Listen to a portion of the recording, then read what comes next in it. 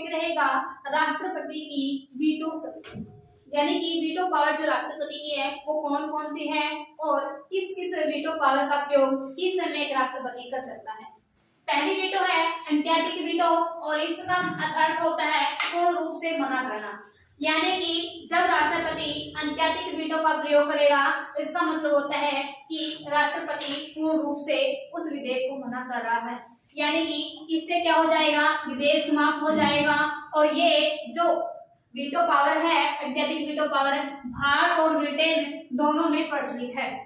Second veto होती है विशेषित veto, इस विशेष बहुमत द्वारा समाप्त कर सकते हैं।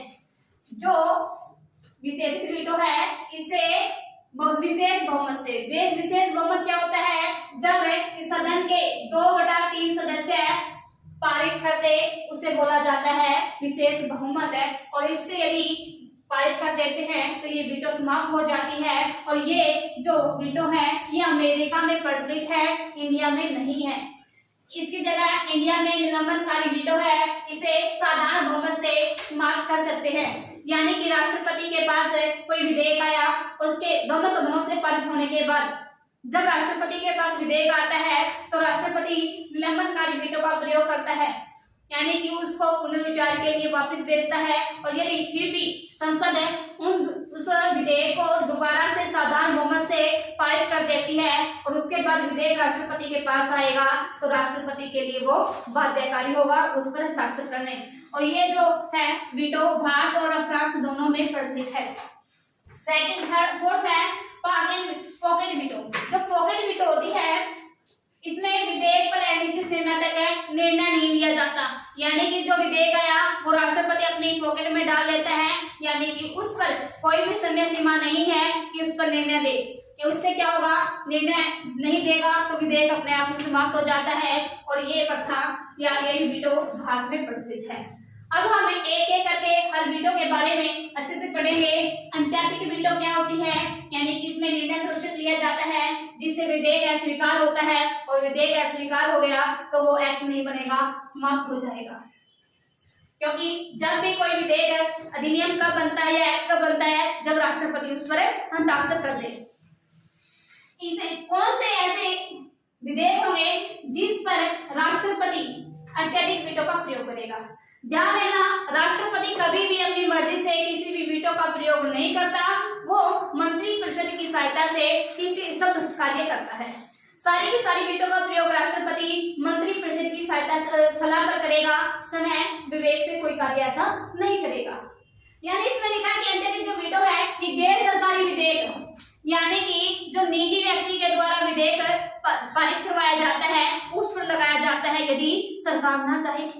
मान लीजिए कोई निजी व्यक्ति है, उसने संसद में कोई बिल को रख देता है, यदि सरकार ना चाहे या फिर वो लोकसभा से राज्यसभा से तो पारित हो गया, लेकिन सरकार नहीं चाहती कि उस विधेयक को एक्ट बने, कानून बने, तो सरकार यानी मंत्रिपरिषद उस पर राष्ट्रपति को सलाह देगी कि इस पर आप इस कौन सा ऐतिहासिक वीटो का प्रयोग करें ताकि वो कानून ना बने। सेकंड, जब विधेयक पर हस्ताक्षर करने से पहले मंत्रिपरिषद त्यागपत्र दे दे या लोकसभा विघटित हो जाए।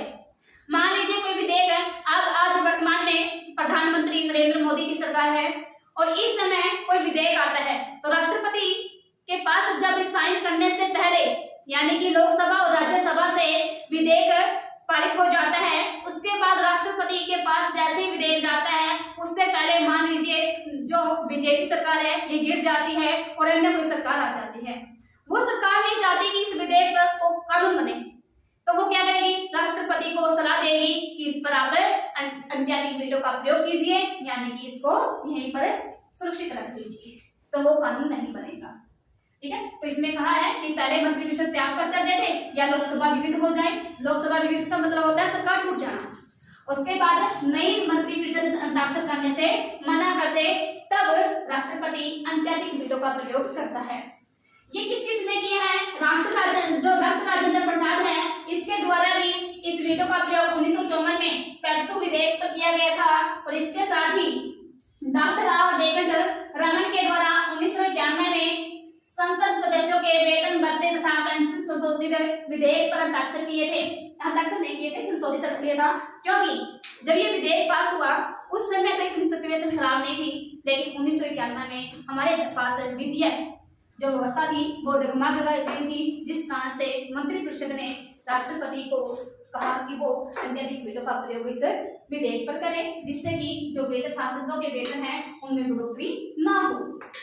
दूसरी है निलंबनकारी वीटो। इसका अर्थ है कि राष्ट्रपति विधेयक को पुनर्विचार हेतु वापस करता है तथा साथ में संदेश भेजता है कि अंडरलाइन करता है कि इन मुद्दों पर या इन चीजों पर आप चर्चा कीजिए, एक बार देख लेना कि यहाँ पर क्या कमी है।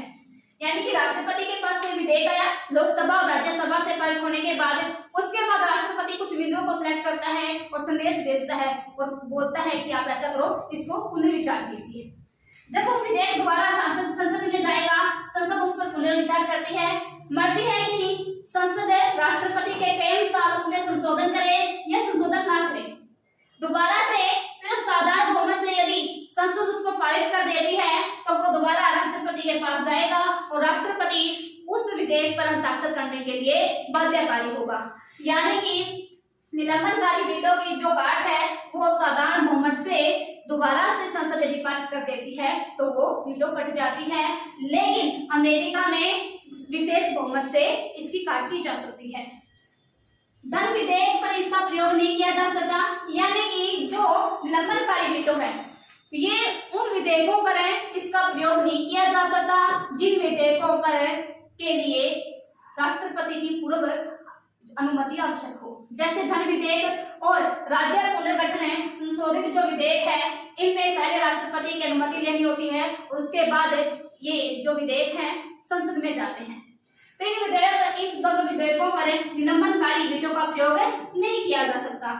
इसका प्रयोग किया है एपीजे अब्दुल कलाम ने जब शासक अयोग्यता निवारण संशोधित अधिनियम जो राष्ट्रपति के पास जाता है तो राष्ट्रपति इसको दोबारा भेजता है, उसके बाद इस पर हस्ताक्षर कर दिए गए थे पारित होने के बाद।